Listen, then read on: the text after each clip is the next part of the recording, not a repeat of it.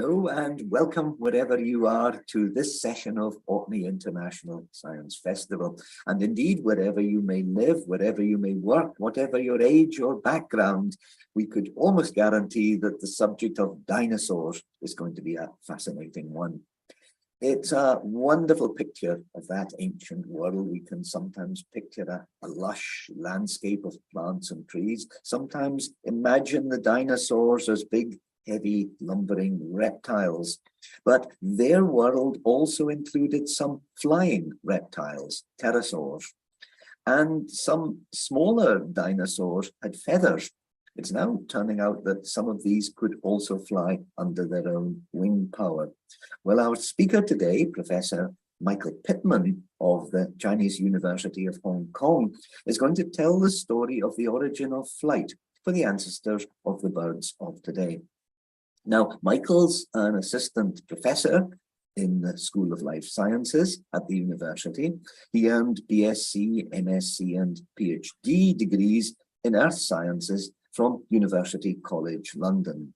Michael's research interest in dinosaur paleobiology is focused on this transition from dinosaur to bird, including that fascinating question of the origin of flight.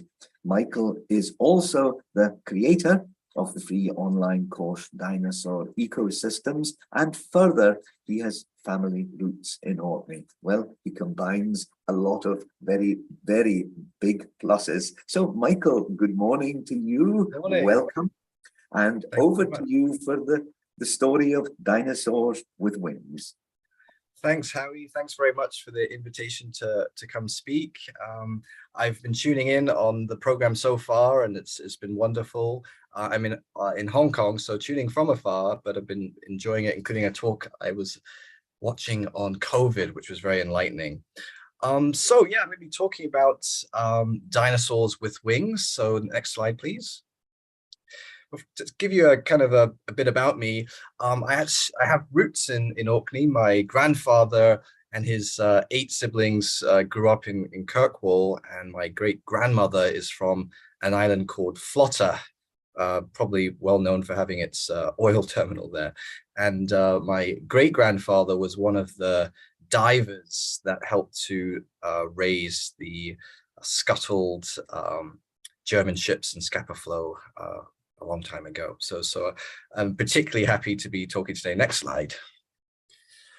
So today is a world of birds and bats. There are over 11,000 species of birds. There's over 1,000 species of bats, and there are billions of them, of those animals in the world today.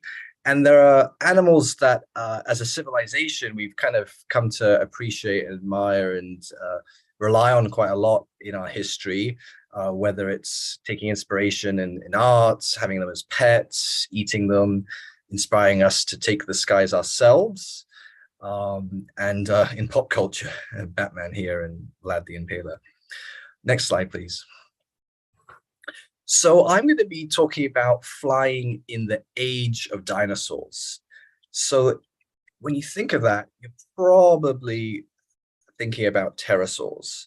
These are flying reptiles like ones that you see in this picture here.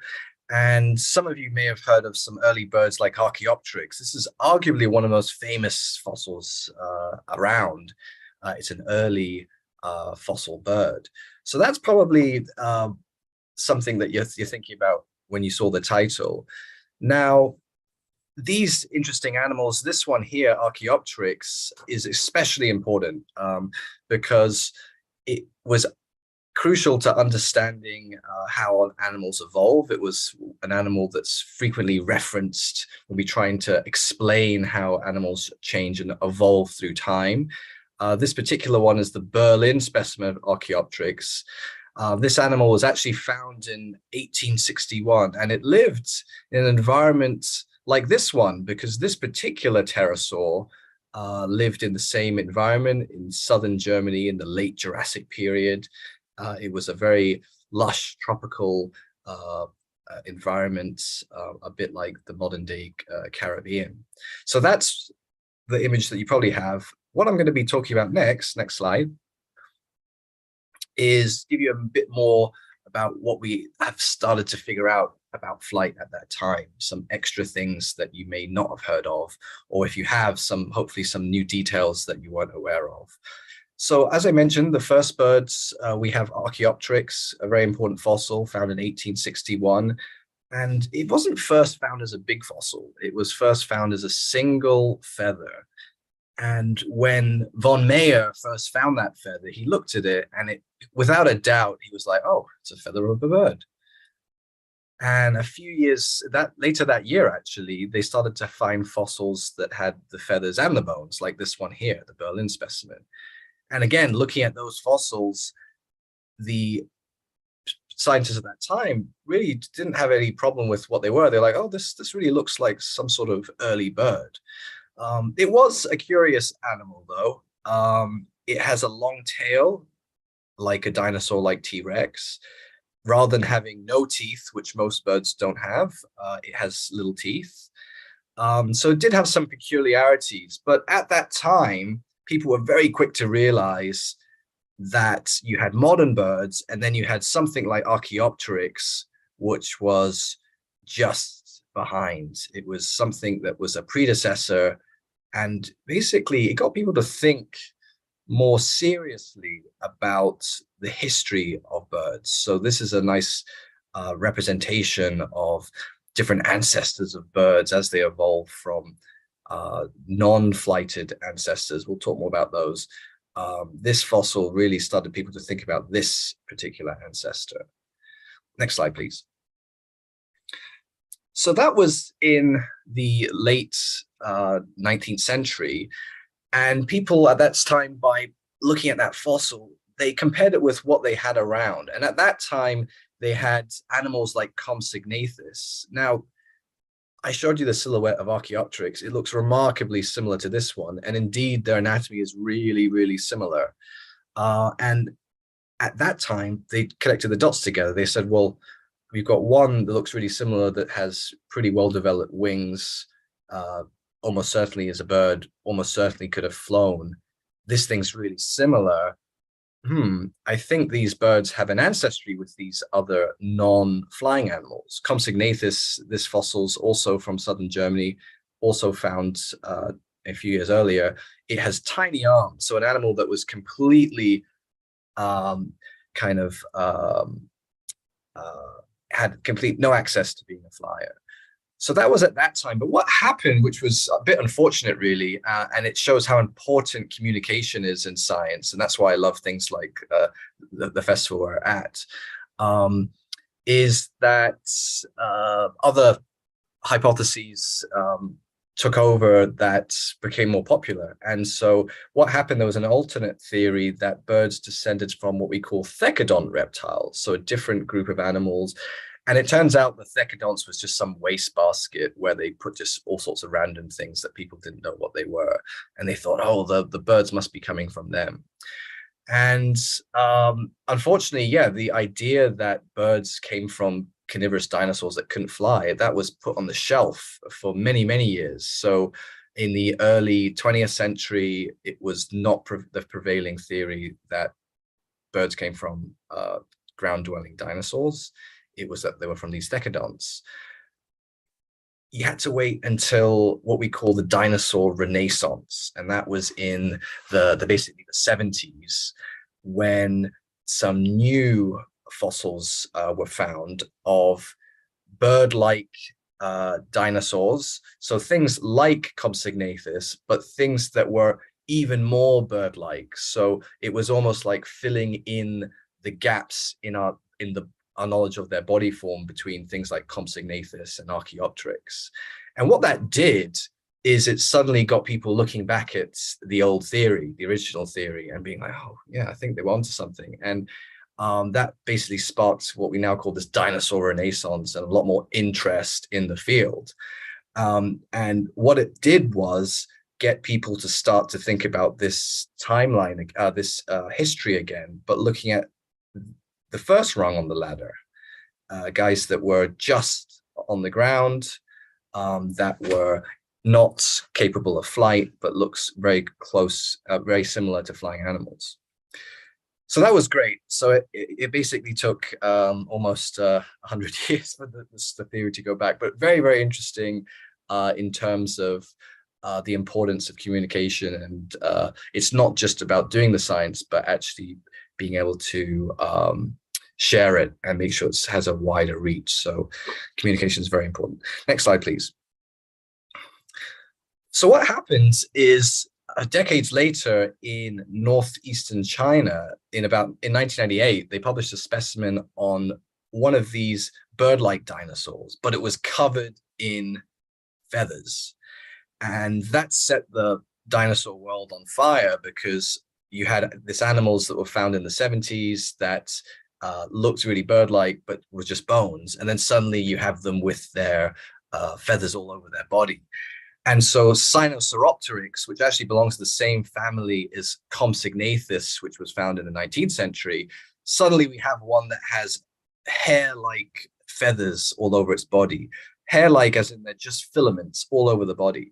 And what that does is it starts to fill in this idea of the history of birds. So suddenly we're getting the second and third rungs of the ladder. So this thing here is Confucius ornis. It's actually a fully early bird, has a beak, has a very shortened tail. This thing here, which I've done a lot of work on, Anchiornis, it's actually a long-tailed bird with no beak and shows much more rudimentary features. So these guys are all found from northeastern China in beautiful layers of lake sediments in basically a Cretaceous Pompeii. Next slide. So what these amazing fossils did is it gave us the chance to look at specific flight capacities of specific animals.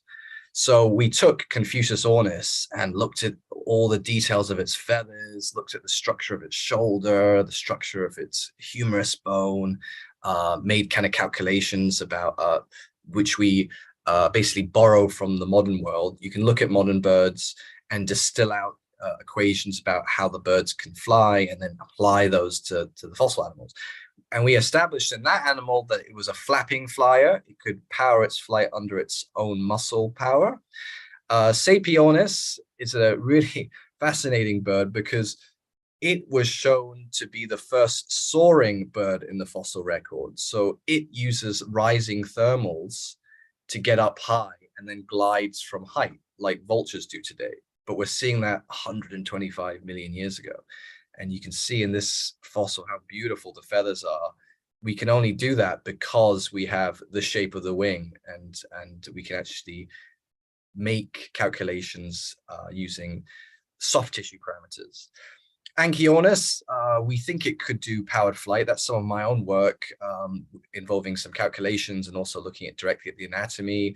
It has symmetrical feathers in its wings. So modern birds have asymmetrical flight feathers. Asymmetrical because that's what's needed to generate lift. You have that in the cross-section of an airplane wing. Anchiornis doesn't have those special feathers. It has symmetrical feathers, but they do produce some lift, and the jury is basically out on that one. That's probably the earliest known fossil bird. About 160 million years ago it lived. Microraptor, this bottom row is the row of animals that I'm kind of more interested in myself, like specialize in. And these animals all down here, they are not birds. So they look like birds. They're certainly feathered extensively. They have the body plan and shape of a bird, but they're not. They're close relatives. So Microraptor is actually a dromaeosaurid from the same family as Velociraptor, the famous dinosaur in pop culture from Jurassic Park, etc. This animal was like a biplaned animal. It had feathered arms and legs, and it had flight feathers. It had symmetrical, highly aerodynamic feathers. It also had a little frond on its tail. And we've done lots of work on this, doing different calculations, looking at the direct anatomy. I've got colleagues in the UK that have actually put a model in the wind tunnel to measure certain parameters. People have thought that this is a gliding animal. This other one here is called Yi. In Chinese, its name means bizarre wing, and it really is. It's the Frankenstein of the feathered dinosaurs. It has a wing that's a combination of the membrane wing of bats and the muscular feathered wings of birds. It really couldn't make up its mind. And this animal, me and my team have basically found that it was a terrible glider. It wouldn't have won any awards for gliding. It was very cumbersome in its gliding ability. This group is not, this animal is not a dromaeosaurid. It's actually even more further removed from birds, more farther removed than dromaeosaurids. It's like a dead end. They were gliding and they went extinct. They didn't really do anything else.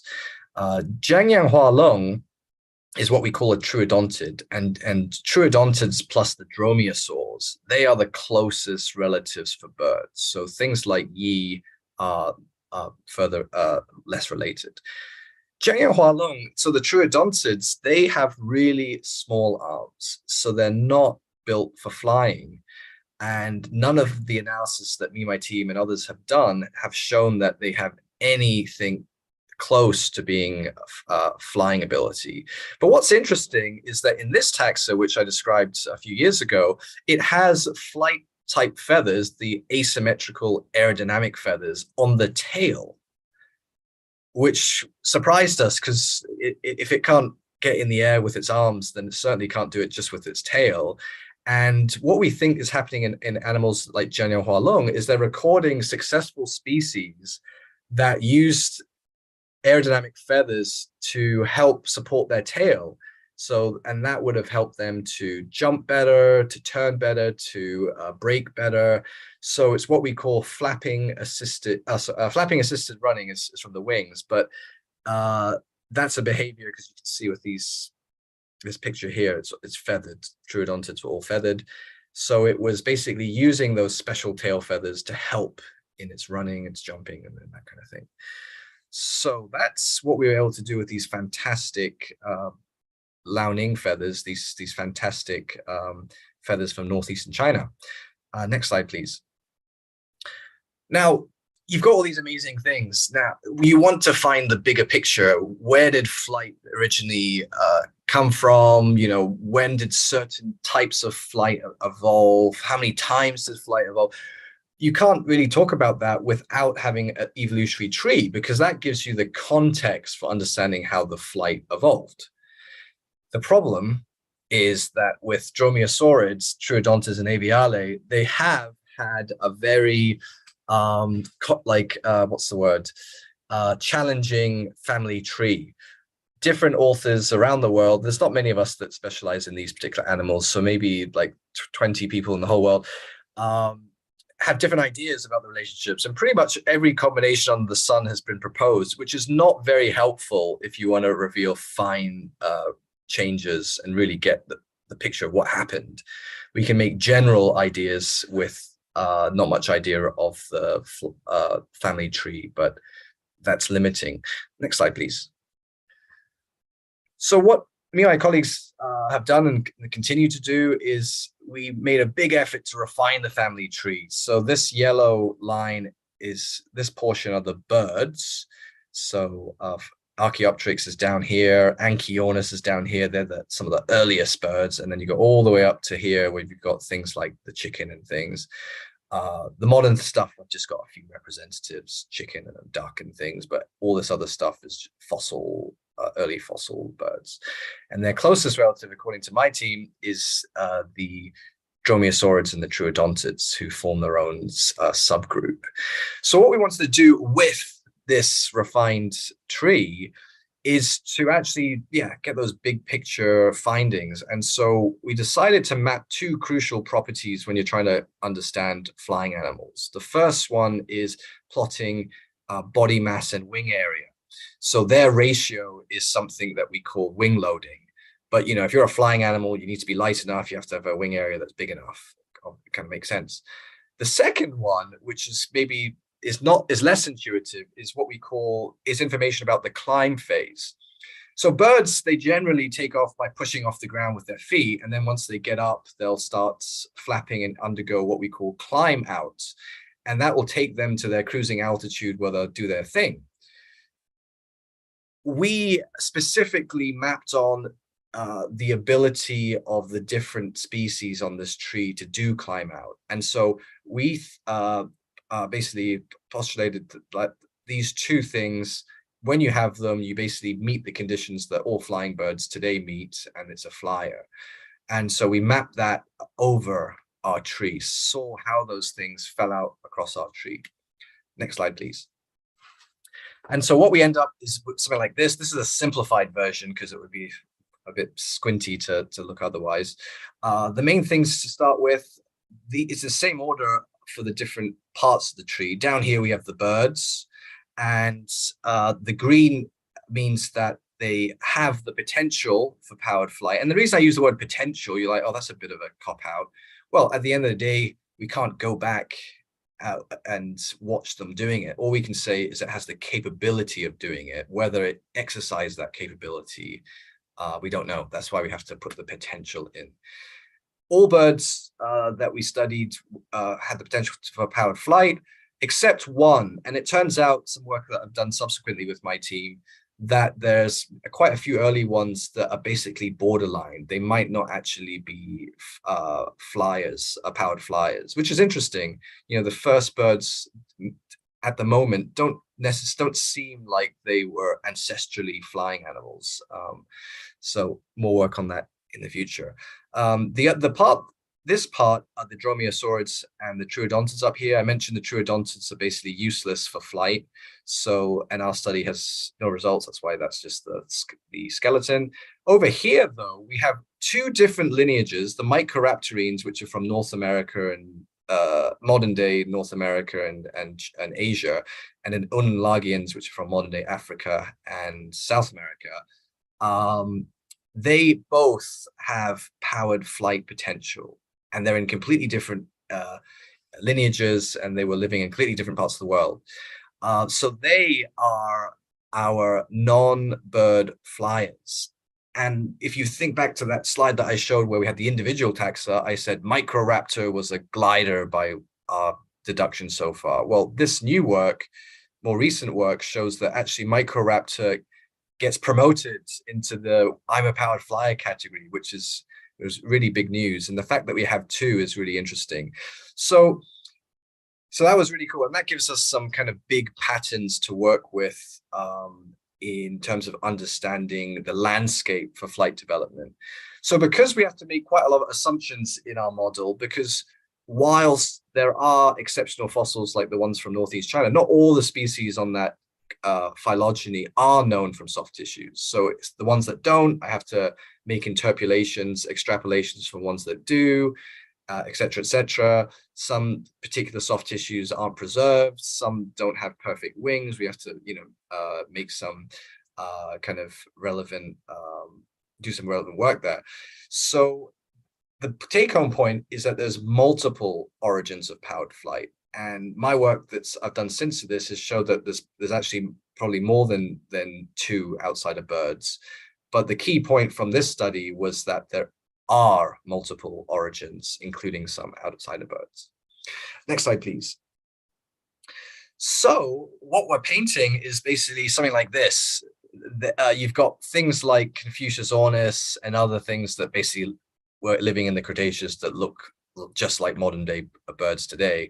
You got things like Archaeopteryx sitting on the branch here, which have long tails, which have quite poor capabilities, but they still seem to be flying under their own muscle power. And then you've got lots and lots of other things that basically some get close, others have no chance. This is Butiraptor, which is the same family as Rhanavis, one of the animals that is a powered flyer, and this thing's like 3/4 the size of T-Rex, so that's definitely not getting up in the air.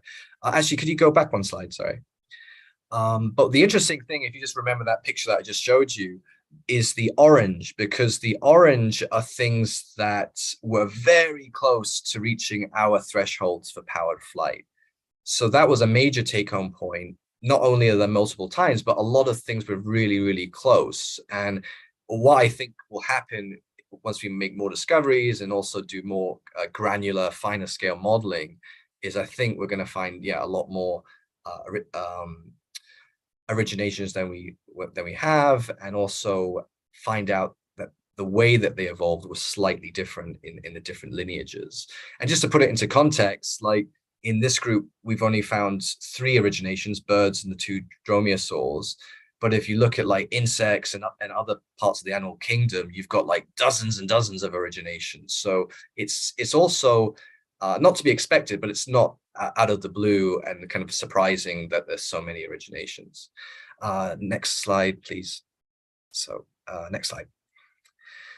So in that context, what I've tried to do is put my money where my mouth is and get more data from specimens. And one way that I've done this successfully in the past and keep doing is I shine laser light onto my fossils. It makes them glow in the dark. And when they glow in the dark, they can often find new information. Next slide, please. So this is Anchiornis on the right, a little skeleton of it.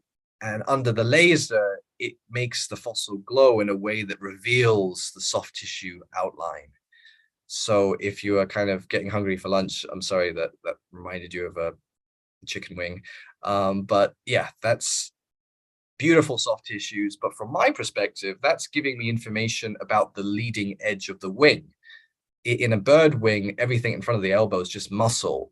So if I'm trying to estimate that, which obviously is a big part of the wing area calculation, not having that in a fossil is a big downside. So things like this that I've done have been really useful to me. Similarly with this guy, this is Sapionis, that soaring dinosaur. This chunk here, which I've blown up on the right, is basically its chest. And we can actually measure the depth at that area, which gives us an estimation of how the air interacts with the body as it goes through the air. And long story short, it allowed us to refine the modeling so that we could hone in on a particular type of soaring, which was rather cool. So that's kind of where we're going. We're trying to get new data, trying to get the most out of our fossils. So these are fossils that we already have. We're just coming at it with different techniques. And also with the methods themselves, like with the calculations and things, we're always trying to do new things. We're lucky, though, that there's been a huge body of work done by people studying modern birds. So that gives us a framework. But the thing is, those are things that live today, and they've had 100 million plus years of evolution to get refined. So looking at these old flyers is very difficult because they don't share some of the architecture. Like birds have all of their flight muscles for controlling the upstroke and the downstroke below their body, whereas in Anchiornis and in this guy here, they actually had the muscle separated between the shoulder above the body and the chest below the body. So they have different architectures and things. So it is a kind of interesting, challenging problem. But yeah, one that keeps us on our toes. Next slide. So with that, brings me to the end of my presentation. If you'd like to find out more about the world of dinosaurs, the origin of flight, and what life is like as a paleontologist, please feel free to follow me on Twitter. I'm Paleo Pittman. And on Facebook, Paleo Pittman 2, and I have a website for my lab, which has information there that might be of interest to paleopitman.com. And just how we mentioned at the start, I do have an online course called Dinosaur Ecosystems, which basically explains how paleontologists reconstruct the dinosaur world. So it's open to a very general audience, and you're very welcome to join that. It's free of charge. Thank you. Thank you indeed, Michael. This is absolutely fascinating. And indeed, a number of questions have come in. And for anyone who's thinking of asking a question, I can mention the Slido system. All you have to do, you'll see that QR code on the screen. All you have to do is scan it with your phone, and that'll take you to the link to send us in a question for Michael. Or if you don't have your phone with you, but you're sitting by a computer and there's a web link you can click, well, www.slido.com, and there's the code 3435541. But Michael, in the meantime, the first question that came was just a direct one about how your own interest in the subject of dinosaurs began. Yeah, that's a great question, Harry. That'll take me back. So I got into natural history the variety of reasons. The first one was my grandfather used to take me hiking in the highlands, and so that introduced me to a love for nature and that kind of stuff. I watched far too many David Attenborough documentaries. That didn't help either. My father took me on my first fossil trip to Lyme Regis in Dorset, and I realize now it was quite out the way and that was had a big spark. And I actually went with my granddad to Orkney fossil hunting once. So some of my first fossils were from the old red sandstone, so fossil fish, Devonian fish. So very much from my own personal experience, kind of got getting inspired. And the whole dinosaur thing, I suppose, it's kind of one of those things that kids love and stuff. And for me, it was something that I kept as an interest for a while. I did geology at university, and hiking in the highlands, it's also a great place to look at geology. Didn't really think it was something that you could really do as a job. It's one of those things I thought, okay, it's interesting, but I'm not sure there's a career there. And at university, I realized, oh man, there's people that actually do this. And that's how I got to where I am. And this subject of birds flying is fascinating, because I certainly find that when I look at a heavier bird, like a seagull flying, for instance, or a predator, it just seems to be totally amazing how that considerable weight can be lifted just by the flapping of wings. Is that now completely understood how a bird's wing works? And if you could just outline how to do it. Sure. So the key thing to getting in the air is you need to have some sort of structure that can generate your lift. So birds have arms that they've basically evolved into wings. They've created area mainly using their feathers. So in front of the elbow of a bird, you do have some muscle there. You saw that in the Anchiornis laser photo that I showed, that there's some there.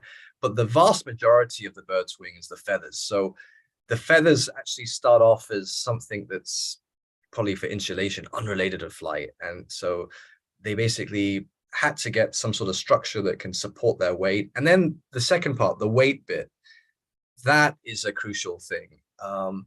Now, birds, they had a head start, because if you look at the common ancestor between birds and their closest relatives, the dromaeosaurs and the troodontids, I mentioned that troodontids probably aren't flyers. We'll have to wait and see to be absolutely sure. Dromaeosaurs, there are some flyers, but most of them don't fly.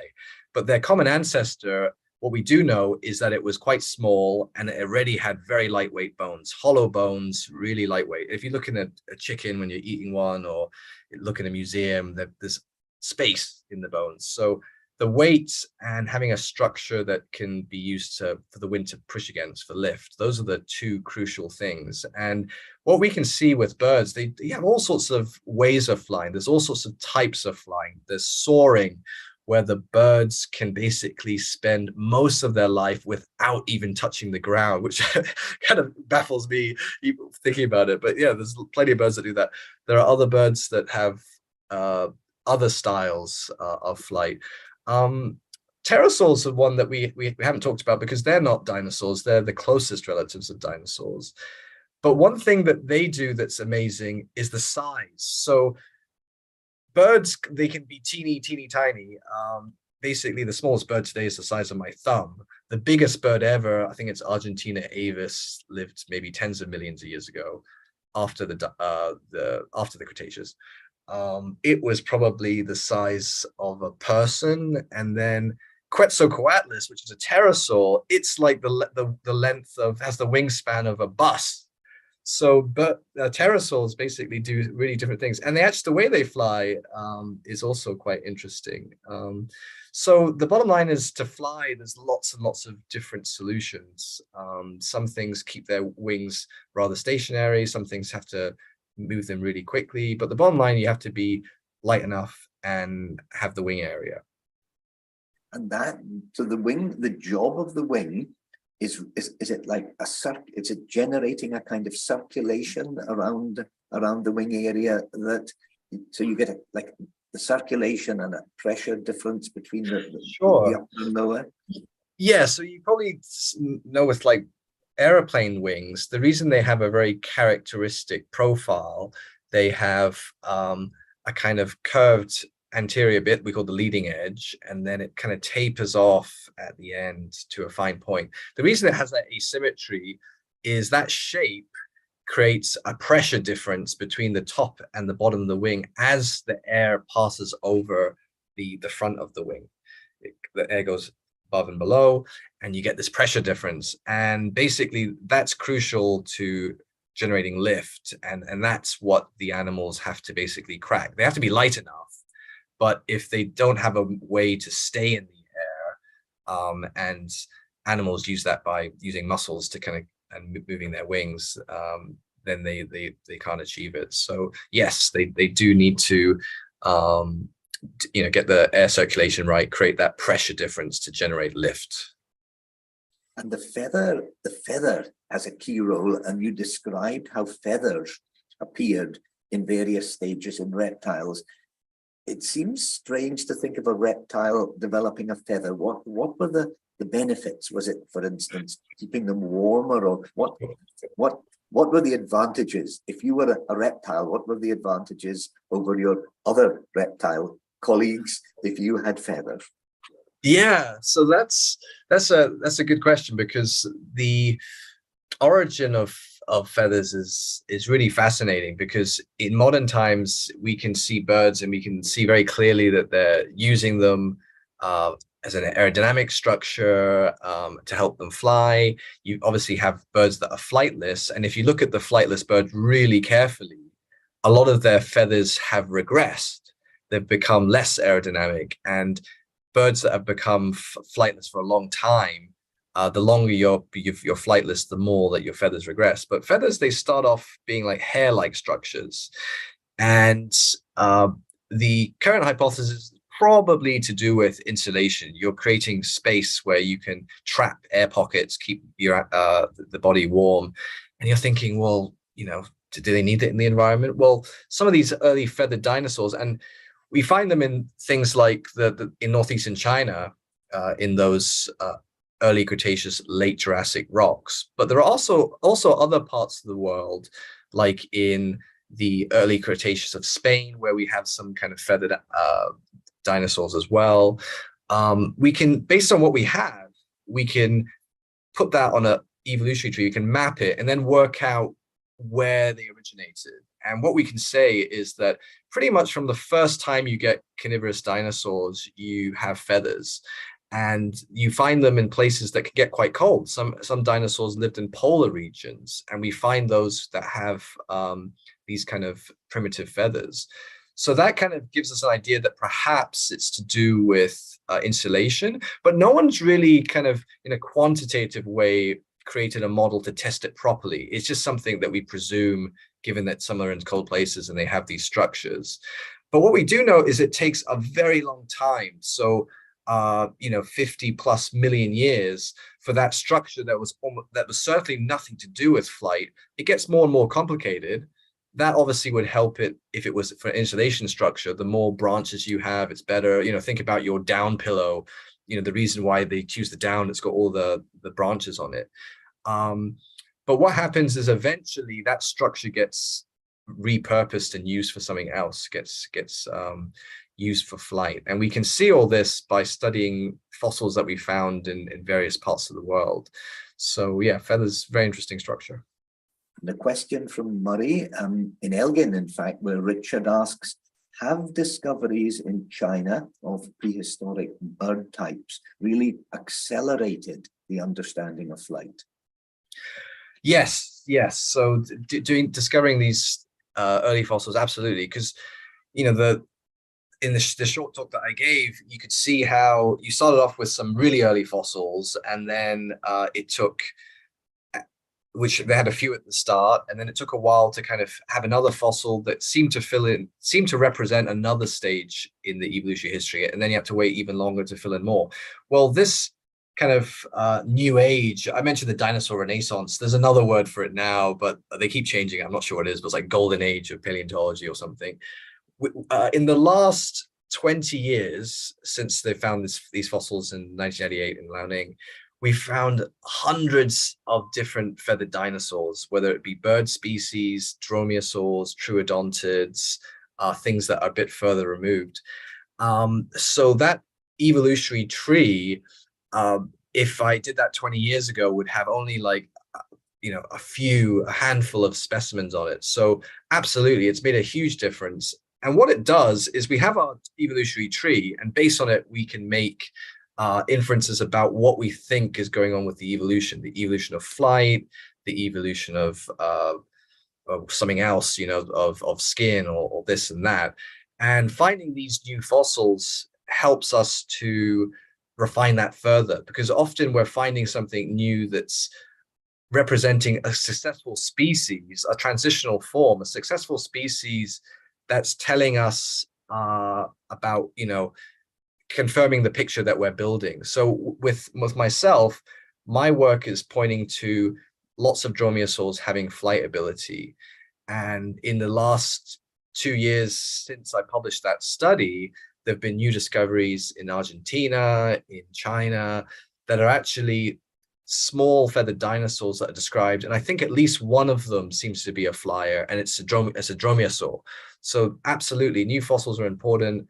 And with the prehistoric birds, I think especially important at the moment, because we don't know so much about the early origin of the modern flight apparatus. I mentioned that birds are weird, that they power their flight with muscles that are all underneath them. You think, well, if I'm going to lift it, I should surely put the muscle above my shoulder. They don't do that.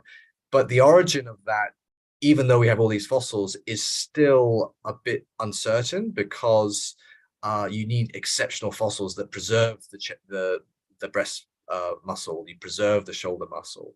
And so having the fossils, more of them, is really important. But the techniques in this area, I think, are probably just as important. So I have a paper that's hopefully going to get accepted, where I've used my laser to study fossils that have been studied to death, more or less, but suddenly found all these hidden muscles relating to flight. And so I've been able to use that to do a lot of new things. So I would say that we're really in the thick of it at the moment. And it's exciting because we're in a position where we can make really important and detailed reconstructions, detailed stories about what's going on, and have it within our careers that we can be able to refine them and make them better. In some questions, some fields, usually has to be the next generation. So, yeah. Michael, what a fascinating subject this is, and it's a pleasure to meet you this morning, and hopefully we'll all meet up in Orkney at some stage during the festival in the future. Thanks, Harry. Thanks, everyone. Thanks indeed. And just to say a big thank you to the technical team for running everything so smoothly behind the scenes. So again, Michael, thank you very much, and look forward to the next time. Bye now.